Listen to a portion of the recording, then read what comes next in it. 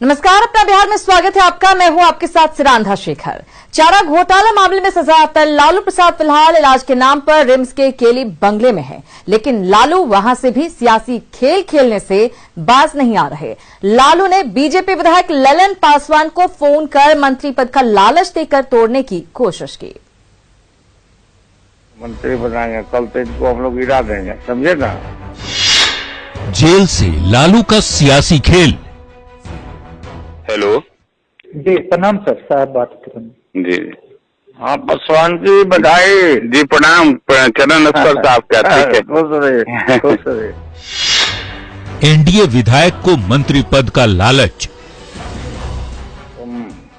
कल जो स्पीकर का चुनाव है उसमें हम लोग का साथ दो, तो उसका हम तुमको बनाएंगे, मंत्री बनाएंगे, कल तो इनको हम लोग गिरा देंगे। फोन से सरकार के खिलाफ साजिश। हम तुमको बनाएंगे, मंत्री बनाएंगे, कल तो इनको हम लोग गिरा देंगे, समझे ना। हाँ, तो चुनाव बिहार विधानसभा अध्यक्ष का होना था, वोटिंग बिहार विधानसभा में होनी थी, लेकिन सियासी खेल पटना से 350 किलोमीटर दूर झारखंड की राजधानी रांची से खेला जा रहा था और खेल खेल रहे थे रांची के रिम्स स्थित केली बंगले में इलाज के नाम पर सजा काट रहे लालू प्रसाद। आरोप है कि लालू प्रसाद ने फोन कर एनडीए विधायकों को स्पीकर के चुनाव के समय वोटिंग से गायब रहने को कहा और मंत्री बनाने का लालच दिया। तो हमारे पीएन ने कहा कि ठीक से लाइन पे हमसे पूछा लालू यादव बात करेंगे, तो मुझे लालू यादव बात करेंगे, तो मुझे लगा कि क्षेत्र में भी कई लोग लालू यादव नाम से हमारे क्षेत्र में कई लोग हैं। वो हम पूछो कहाँ से बोल रहे हैं, तो फिर पूछे कहाँ से बोल रहे हैं सर, रांची से। तो हमको लगा कि अब रांची है तो मामला मुझे ये लगा। पूर्व डिप्टी सीएम सुशील मोदी ने मंगलवार को ही ट्वीट कर लालू पर जेल से फोन कर एनडीए विधायकों को तोड़ने की कोशिश का आरोप लगा दिया था और बुधवार को बातचीत का ऑडियो भी सामने आ गया। पीरपैंती से बीजेपी विधायक ललन पासवान का आरोप है कि उनके पास भी लालू प्रसाद का फोन आया और लालू ने उन्हें भी मंत्री पद का लालच दिया, जिसे ललन पासवान ने रिकॉर्ड कर लिया।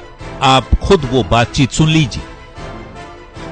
हाँ, पासवान जी बधाई जी। प्रणाम चरण नमस्कार साहब। क्या ठीक है? खुश रहिए, खुश रहिए जी। अच्छा लगा, ठीक है। अच्छा सुनो, हाँ, हम लोग तुमको आगे भी बढ़ाएंगे वहाँ। अब तुम कल जो स्पीकर का चुनाव है उसमें हम लोग का साथ दो, तो उसका हम तुमको बनाएंगे, मंत्री बनाएंगे, कल तो इनको हम लोग गिरा देंगे, समझे ना। पार्टी में नहीं सर, पार्टी में है तो एब्सेंट हो जाओ ना। पार्टी में हो तो एब्सेंट हो जाओ। अच्छा, ठीक है। कोरोना हो गया था, फिर तो स्पीकर हमारा हो जाएगा तो हम लोग देख लेंगे ना। अच्छा, पार्टी में सर थोड़ा सा ठीक है सर। अरे बेकार का एब्सेंट हो जाओ तुम, पासवान जी। जेल से लालू की फोन पर बातचीत का ऑडियो वायरल होने के बाद बिहार की सियासत में भूचाल आ गया है। आरजेडी नेताओं का कहना है कि आरोप झूठे हैं, लेकिन अगर सच में लालू ने विधायकों को फोन किया है तो फिर ये बहुत गंभीर मामला है और इसकी जांच भी जरूरी है कि आखिर कोई सजायाफ्ता व्यक्ति फोन पर कैसे बात कर सकता है, भले ही वो इलाज के नाम पर जेल की बजाय रिम्स के केली बंगले में सजा काट रहा हो। Bureau report, news 18। तो रिम्स के केली बंगले में सजा काट रहे लालू प्रसाद के फोन पर बातचीत का ऑडियो वायरल होते ही बिहार की सियासत में हलचल मच गई। एनडीए नेताओं ने पूरे मामले की जांच सीबीआई से कराने और लालू प्रसाद को तिहाड़ भेजने की मांग की, जबकि महागठबंधन के नेताओं का कहना है कि आरोप पूरी तरह से बेबुनियाद है। आगे भी बढ़ाएंगे वहाँ। अब तुम कल जो स्पीकर का चुनाव है उसमें हम लोग का साथ दो, तो उसका हम तुमको बनाएंगे, मंत्री बनाएंगे, कल तो इनको हम लोग गिरा देंगे, समझे ना। पार्टी में नहीं सर, पार्टी में है तो एब्सेंट हो जाओ ना। पार्टी में हो तो एब्सेंट हो जाओ। अच्छा, ठीक है। कोरोना हो गया था, फिर तो स्पीकर हमारा हो जाएगा तो हम लोग देख लेंगे ना। लालू प्रसाद जेल में बंद हैं, लेकिन उनका सियासी खेल अब भी जारी है और ये ऑडियो उसी खेल का सबूत है, जिसे बीजेपी नेताओं ने वायरल कर लोकतंत्र की दुहाई देने वालों की कलई खोल दी। बीजेपी नेता अब इस पूरे मामले की जांच सीबीआई से कराने और लालू प्रसाद को तिहाड़ जेल भेजने की मांग कर रहे हैं। काफी खतरनाक बात है। झारखंड में बैठ के वो जंगल राज चलाने की कोशिश कर रहे हैं। ये लोकतंत्र के लिए खतरनाक बात है। हम चाहते हैं कि इस मामले का सीबीआई जांच हो और लालू प्रसाद जी को झारखंड से उठा करके सबसे पहले तिहाड़ जेल भेजा जाए। डिप्टी सीएम तारकिशोर प्रसाद ने इस मामले में झारखंड का मामला बताकर कड़ी टिप्पणी की तो बीजेपी प्रदेश अध्यक्ष संजय जायसवाल ने कहा कि इस मामले को लेकर झारखंड हाईकोर्ट में पीआईएल दाखिल किया जा रहा है। झारखंड राज्य से यह फोन आया है तो निश्चित रूप से कानून व्यवस्था किसी भी राज्य की एक बड़ी जिम्मेदारी है और जो कारा है वो झारखंड सरकार के अधीन है। जो रिम्स है वो भी झारखंड सरकार के अधीन है। तो उस सारे चीजों को हम सब देख रहे हैं। जेल में रहने के बावजूद रिम्स में बैठ करके और एक गेस्ट हाउस की तरह से रिम्स के डायरेक्टर का घर यूज करके जिस तरह से संवैधानिक प्रक्रिया को रोकने का काम किया है, उसकी जितनी भर्त्सना की जाए वह कम है। हाईकोर्ट को स्वतः संज्ञान लेकर के उन्हें अब तिहाड़ जेल भेजना चाहिए। ऑडियो वायरल होने के बाद एनडीए नेता हमलावर हैं। वीआईपी अध्यक्ष और राज्य सरकार में मंत्री मुकेश सहनी ने तो विधानसभा में भी इस मुद्दे पर लालू परिवार पर तंज कस दिया, तो दूसरी तरफ महागठबंधन के नेता ऑडियो को फर्जी बता रहे हैं, जबकि तेज प्रताप यादव और तेजस्वी यादव ने इस मुद्दे पर सफाई देना भी मुनासिब नहीं समझा। न्यूज 18 संवाददाता के सवाल पर तेजस्वी और तेज प्रताप दोनों भाइयों ने चुप्पी साध ली है, लेकिन सवाल है कि क्या चुप्पी साध लेने से सफाई छुप जाएगी। विधानसभा चुनाव परिणामों के बाद से तेजस्वी यादव हर रोज लोकतंत्र की दुहाई देते हैं, लोकतंत्र की हत्या का आरोप लगाते हैं और सीएम नीतीश कुमार से जवाब भी मांगते हैं, लेकिन जब खुद के जवाब देने की बारी आई तो मुंह पर ताला लगा लेते हैं। न्यूज 18 के लिए पटना से आनंद अमृतराज, संजय कुमार और रवि एस नारायण के साथ ब्यूरो रिपोर्ट। और इस सियासत के बीच 17वीं बिहार विधानसभा को नया स्पीकर मिल गया है। विधानसभा के नए अध्यक्ष एनडीए उम्मीदवार और बीजेपी विधायक विजय सिन्हा बने हैं। हालांकि स्पीकर के चुनाव से पहले लालू यादव की कुटिल चाल भी काम नहीं आई और सत्ता पक्ष ने विरोधी उम्मीदवार पर आसान जीत दर्ज कर ली। विजय सिन्हा के समर्थन में 126 और विरोध में 114 मत पड़े। एक बेहतर बिहार बनाने के लिए नियमावली के अनुसार हम लोग कार्य करेंगे। सभी सदस्यों के विश्वास का सम्मान के साथ साथ सबका साथ, सबका विकास, सबका विश्वास का भाव लेकर हम लोग चलेंगे। ये संकल्प है बिहार के नए विधानसभा अध्यक्ष विजय सिन्हा का। सदन में भारी हो हंगामे के बाद आखिरकार स्पीकर पद की कुर्सी पर एनडीए उम्मीदवार और बीजेपी के विधायक विजय सिन्हा ने आसान जीत दर्ज कर ली। महागठबंधन की ओर से अवध बिहारी को उम्मीदवार बनाया गया था, लेकिन विजय सिन्हा के समर्थन में 126 जबकि विरोध में 114 मत ही पड़े और इस तरह एनडीए की शानदार जीत दर्ज हुई। जीत की घोषणा के साथ ही मुख्यमंत्री नीतीश कुमार और नेता प्रतिपक्ष तेजस्वी यादव ने विजय सिन्हा को सदन के आसन तक लेकर गए। कुर्सी पर बैठते ही नए स्पीकर ने सभी विधायकों को धन्यवाद देते हुए सदन के प्रति आभार जताया। आप सभी ने पावन पीठ तक मुझे पहुंचाने के लिए आप सबों का हृदय से मैं आभार व्यक्त करता हूं। मैं माननीय मुख्यमंत्री, माननीय उप मुख्यमंत्री, सभी दलों के नेतागण एवं सभी संपूर्ण सदन के प्रति आभार व्यक्त करता हूं। वैसे एनडीए को लोजपा के एकमात्र विधायक का भी समर्थन मिला। जीतन राम मांझी ने प्रोटेम स्पीकर होने की वजह से वोट नहीं दिया, जबकि बसपा के 2 विधायक गैर हाजिर रहे। मुख्यमंत्री नीतीश कुमार और डिप्टी सीएम तारकिशोर प्रसाद ने स्पीकर चुने जाने के बाद विजय सिन्हा को सदन में बधाई दी। मैं आपको अध्यक्ष पद के निर्वाचन के लिए बधाई देता हूं और सदन के सभी माननीय सदस्यों को विशेष तौर पर बधाई देता हूं।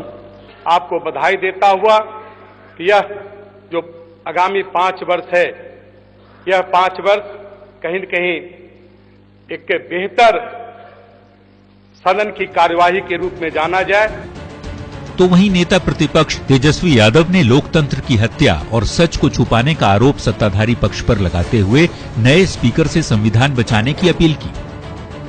हम सब लोग पूरे विपक्ष की तरफ से, अपने राघोपुर की तरफ से हम आपको ढेर शुभकामनाएं देते हैं और उम्मीद करते हैं कि आप जो है संविधान, लोकतंत्र, हमारी जो विधानसभा की नियमावली है, जो देश का संविधान है, उसकी आप रक्षा करेंगे।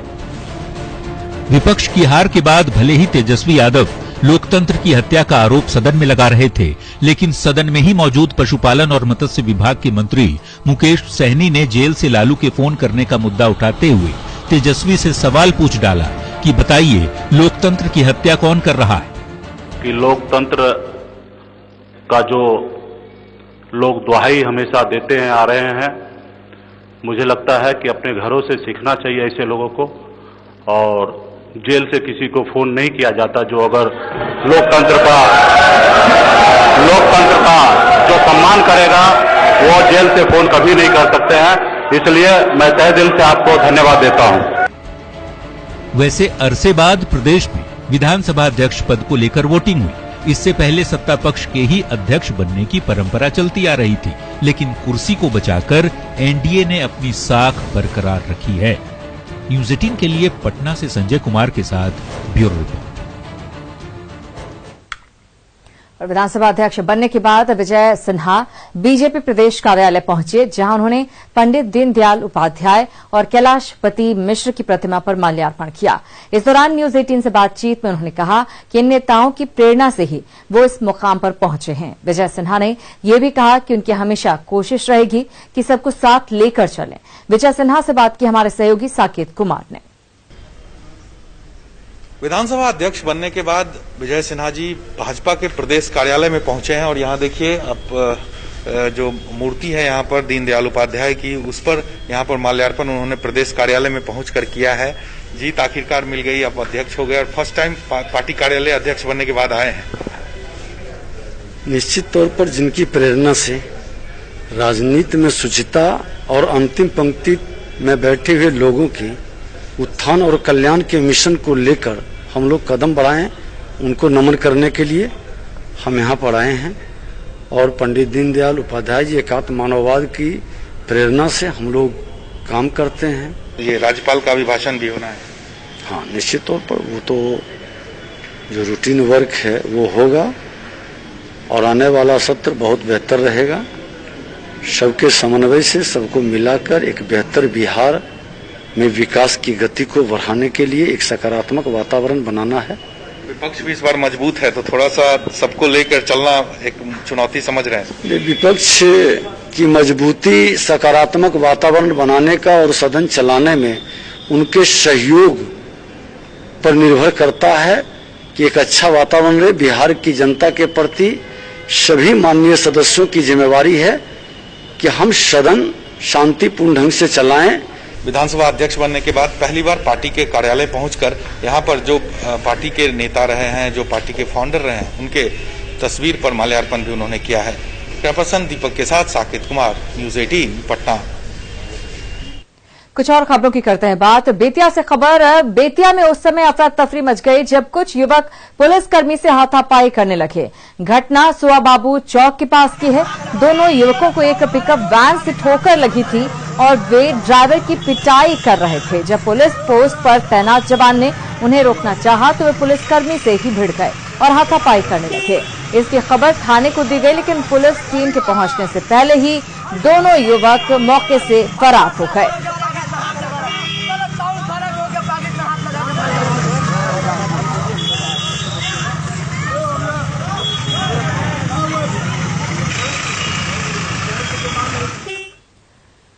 उधर कटिहार में घर में आग लग गई, जिसमें जलने से एक महिला की मौत हो गई।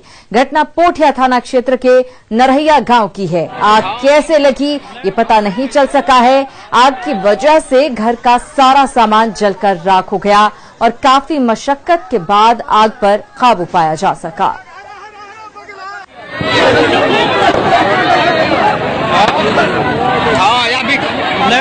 कटिहार की तस्वीरें आपको दिखा रहे हैं। आप देख सकते हैं घर में आग लगी, जिसके बाद घर पूरी तरह से जलकर राख हो गया। लाखों का सामान जलकर खाक हुआ, लेकिन दुखद ये रहा कि एक महिला की इस आग में जलने की वजह से मौत भी हो गई। काफी मशक्कत करनी पड़ी इस आग पर काबू पाने में। आप तस्वीरों के जरिए देख सकते हैं और अंदाजा लगा सकते हैं कि आग कितनी भयावह तरीके से वहां पर लगी हुई थी। हालांकि आग कैसे लगी इसका पता नहीं चल सका है।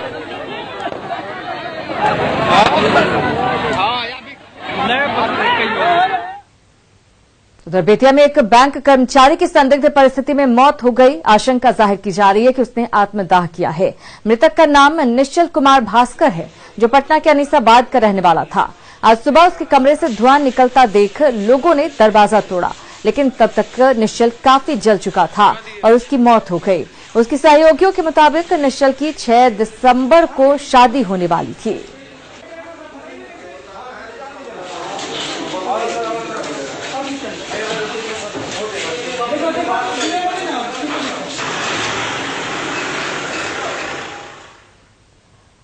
और पूरे देश में बढ़ते कोरोना के मामलों ने सरकार के साथ प्रशासन की भी चिंता बढ़ा दी है। स्थानीय प्रशासन लोगों से कोरोना को लेकर सतर्क रहने की अपील कर रहा है और जो लोग गाइडलाइन का पालन नहीं कर रहे हैं उनको समझाया भी जा रहा है। लेकिन क्या समझाने का तरीका ऐसा होगा? तस्वीर हम आपको दिखाते हैं। यह तस्वीर गोपालगंज सदर अस्पताल की है। यहां ओपीडी वार्ड में मरीज डॉक्टर के पास पहुंचे हैं। इसी बीच एक महिला मरीज बिना मास्क लगाए यहां पर पहुंचती है। तस्वीर आप देख सकते हैं, जिसे सिपाही धक्का देकर बाहर निकाल देते हैं।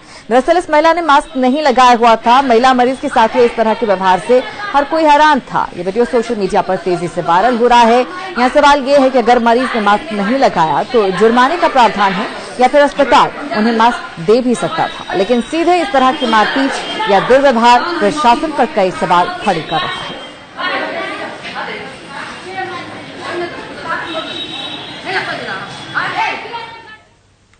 सीवान में सब्जी कारोबारियों और असामाजिक तत्वों के बीच झड़प हुई, जिसके बाद काफी देर तक हंगामा होता रहा।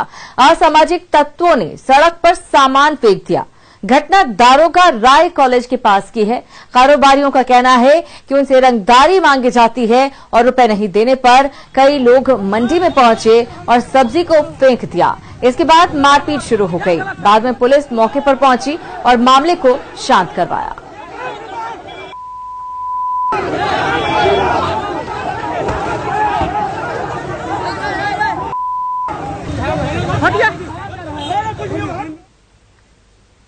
खबर सहरसा से, जहां पर अपराधियों ने एक जूनियर इंजीनियर को अगवा कर लिया है और उनके परिजनों से 15 लाख की फिरौती मांगी है। बताया जा रहा है कि जूनियर इंजीनियर मुकेश कुमार रोज की तरह काम से लौट रहे थे, तभी अपराधियों ने उनको अगवा कर लिया। अपराधियों ने धमकी दी है कि अगर उन लोगों ने पैसे नहीं दिए तो जूनियर इंजीनियर की हत्या कर देंगे। फिलहाल पुलिस मामले की छानबीन में जुटी है और जूनियर इंजीनियर के लोकेशन को ट्रेस कर रही है। बच्चे सौर ब्लॉक में जई था और रोज घर से आते जाते थे। कल भी आए और यहाँ से लौट कर जाते थे तो बकरी और समदा के बीच में उसको बदमाश ने किडनैप कर लिया। वो सौर ब्लॉक में जई के पोस्ट पर अभी अवस्थित है। ड्यूटी पीरियड से घर जाने के क्रम में उसका अपहरण हुआ है और फिरौती के लिए जो है वो 15 लाख का डिमांड किया है। आप लोगों को कैसे जानकारी मिला? फोन किया था, मेरे भैया के मोबाइल पर फोन हुआ था।